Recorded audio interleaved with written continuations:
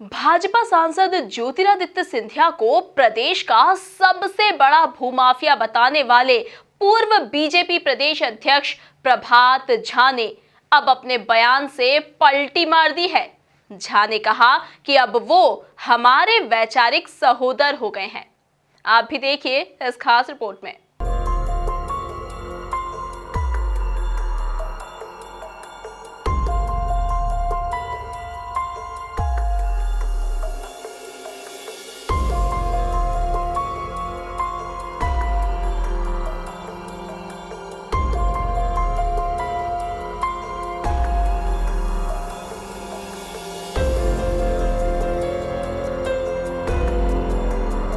राजनीति में नेताओं का अपने बयान से पलटी मारना कोई नई बात नहीं है। इसी परंपरा को आगे बढ़ाते हुए बीजेपी के पूर्व अध्यक्ष प्रभात झा ने कभी उनके कट्टर सियासी दुश्मन रहे ज्योतिरादित्य सिंधिया पर खुद के द्वारा लगाए गए भूमाफिया के आरोप पर पलटी मार दी है। बीजेपी प्रदेश कार्यालय में आयोजित प्रेस वार्ता में बीजेपी नेता ने मीडिया के तीखे सवालों का जवाब देते हुए कहा कि सिंधिया और मैं अब वैचारिक रूप से एक हो गए हैं, इसीलिए अब उन बातों का कोई मतलब नहीं। कल मैं शिवपुरी में था और जैसे पत्रकार मुझे अपने दिन याद आए, जैसे मैं एग्रेसिव होकर सवाल पूछता था, मैंने एक उत्तर दिया। जब कोई विरोध में होता है तो हर पार्टी, मुझ पे बहुत सारे आरोप लगाए कांग्रेस के लोगों ने, तो विरोध में जब है तो हमने तय किया था कि विरोध करेंगे, पार्टी ने तय किया था और मैं पार्टी का कार्यकर्ता। तो जब आदमी विरोध में रहता है तो बहुत सारी चीजें ढूंढता है, करता है, लेकिन मैंने ऐसा कभी नहीं देखा जो पार्टी में आ जाए उसको पार्टी में रहकर विरोध कर। मैं बहुत खुलकर बात करता हूं। अब वो हमारे वैचारिक रूप से सहोदर हो गए और इसलिए मैंने उसी दिन विराम लगा दिया था। और जब पहला सवाल लोगों ने किया था, मैंने कहा बात खत्म, आप उंगली डाल डाल के बोलोगे तब भी मैं कुछ नहीं। मैंने क्या कहा, इस प्रश्न का उत्तर मैं इसलिए नहीं दूंगा कि वैचारिक रूप से हम सहोदर हो गए हैं, और जब विरोध के नाते आरोप लगता है तो मेरे पे भी बहुत आरोप लगते थे। आप चाहे जितना पूछोगे मैं इसका उत्तर नहीं दूंगा। वहीं कांग्रेस पर हमला बोलते हुए उन्होंने कहा कि शिवराज सिंधिया 1 पर 1 11 और कांग्रेस पूरे क्षेत्र से 9-2 11 हो चुकी है। 1 पर 1 11 और कांग्रेस पूरे क्षेत्र से 9-2 11 खत्म। मुझे देखिए, विपक्ष को होना चाहिए, कैसे होना चाहिए।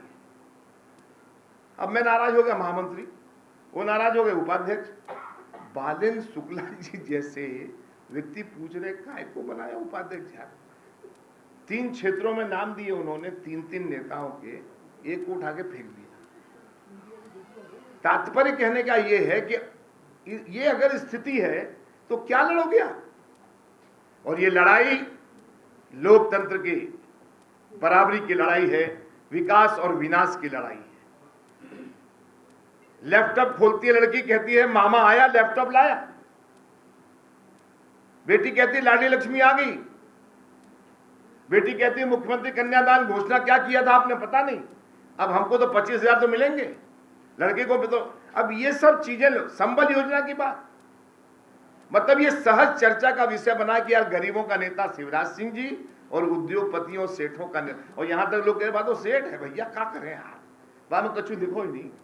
अब मैं आपको ठीक 3 साल पहले ले जा रहा हूं। जब वो बने थे अध्यक्ष तो मैंने कहा था उसी दिन कि सेठ और किसान की बेटी की लड़ाई शुरू होगी। और इसलिए अभी एक जगह उन्होंने कह दिया सब बिकाऊ बिकाऊ।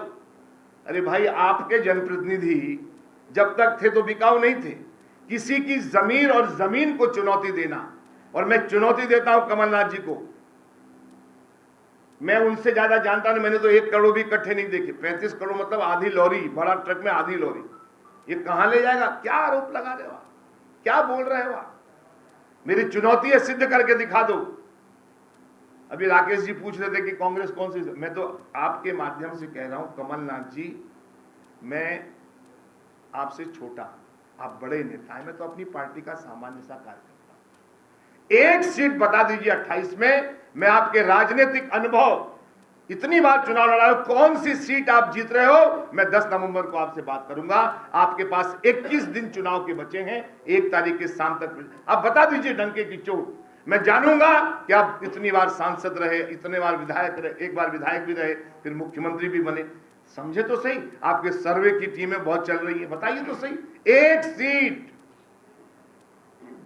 एक सीट बता दीजिए कौन सी जीत रहे हैं। हमको भी लगेगा नहीं यार, हम गलत बोल रहे थे। संगठन चुनाव लड़ा जाता है संगठन की ताकत पर, जनता के सहयोग से। सिंधिया के धुर विरोधी माने जाने वाले नेताओं में पूर्व मंत्री जयभान सिंह पवैया और प्रभात झा शामिल हैं। जब सिंधिया कांग्रेस में थे तब प्रभात झा हमेशा सिंधिया पर आरोप लगाया करते थे। अब जब सिंधिया भारतीय जनता पार्टी में शामिल हो चुके हैं तो प्रभात झा एक शब्द भी नहीं बोल पा रहे। यही कारण है कि पत्रकार प्रभात झा से ये सवाल बार बार पूछ रहे हैं। भोपाल से सुशील यादव के साथ राकेश शर्मा की रिपोर्ट।